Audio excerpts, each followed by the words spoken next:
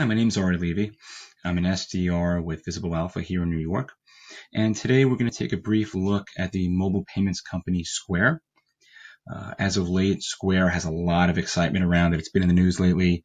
In case you're not familiar, just a real brief refresher on Square. They're the mobile payments company that created, basically revolutionized point of sale technology.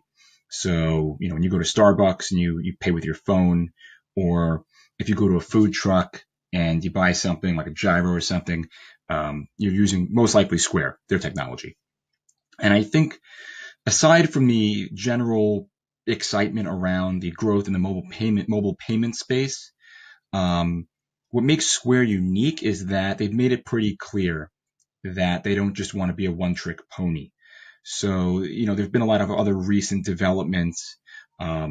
First of all, just the growth so far this year. Opened the year at about $36.17 a share, and as of this recording, trading currently at about $78.15. So it's more than doubled.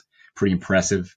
And if you take a look a little deeper, and our platform will help with that, you can also see that they've really diversified and they don't want to be a one-trick pony.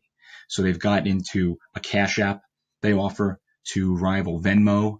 And then by extension, that Cash App just recently got approved to conduct Bitcoin transactions. So there's a lot going on there. But I think what's even more intriguing, and it kind of gives a clue as to where they're going here, they recently acquired a food delivery service called Caviar. And Caviar is basically a rival to Seamless, and it's doing quite well. So there's a lot of bullishness around the subscription and services segment of the business, and we can get into that in a second. So I think we're a good place to start, just if you wanted to apply this story and kind of dig a little deeper. What you can do here is we would start with this, in my opinion, just to get a visual understanding of what's going on. Take a look here at our line item monitor, which displays different tools that you can apply to certain line items within the company.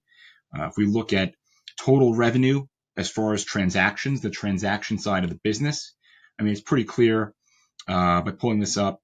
The growth is very apparent, and consensus reflects that.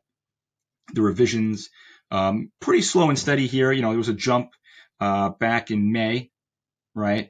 So, there was a nice little jump there, kind of went sideways and then jumped again. We see here that you went in July from 655 to 660.21. Nice little jump there. But I think what's more impressive and exciting, frankly, is the subscription and services segment of the business. So if you go here, we can see that that's a huge jump. If you take a look here, really was kind of going sideways. People were trying to figure out that side of the business. And then you had a jump in April to May, but then you had a huge jump here. Just really revising upwards from 126.33 and then spiking right there into July to 154.15. So it seems like, the street is pretty bullish on this segment of the business, and that's reflected in this simple chart here that you can pull up.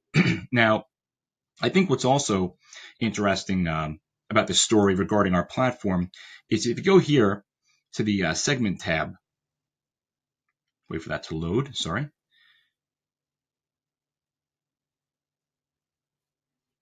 Okay.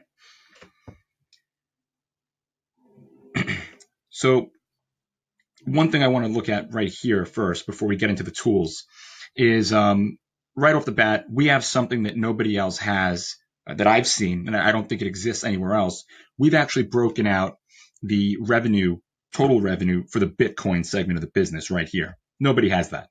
So I think that's a very important thing to point out. And we can see here that just looking along this line, the growth potential, at least what the street feels is there regarding Bitcoin, is pretty impressive. It's pretty impressive.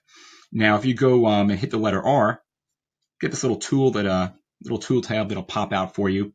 And I'm not going to go too deep, but we can just look at a few tools here. You could look at, for example, year-over-year growth. So you click this Analytics tab, just check off year-over-year. You can apply that. Give it 1 second.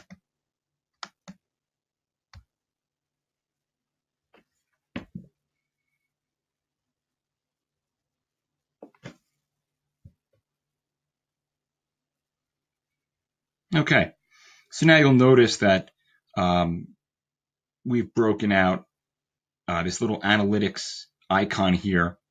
And so we're going to go to Bitcoin, hit the plus sign there.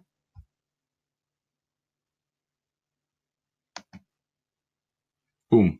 So you have year-over-year growth, draws down. We can see that from 19, they're looking at like 12.1%. But then as you get out to December 21, FYE, now you're looking at 77.3%. So nice little jump there that they're expecting from 20 to 21 regarding Bitcoin. Now, if we were to clear this out, you just go right here, hit clear. You remove that, start from scratch. And one last quick thing that I just want to point out that I think is kind of neat is we have these visualization tools. So you click that. And let's go back to a theme from earlier in this video, revisions. And what this is going to do is kind of just literally paint a picture of the revisions estimates and how they fared over time here. And I think it'll drive the point home as to why I feel the way I feel about Square. So you hit apply.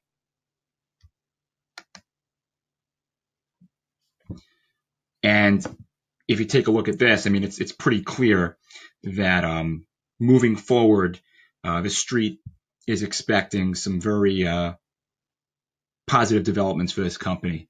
And I think if you look at subscription and services right here, I mean, it couldn't be more apparent, FYE December 18, 547.5.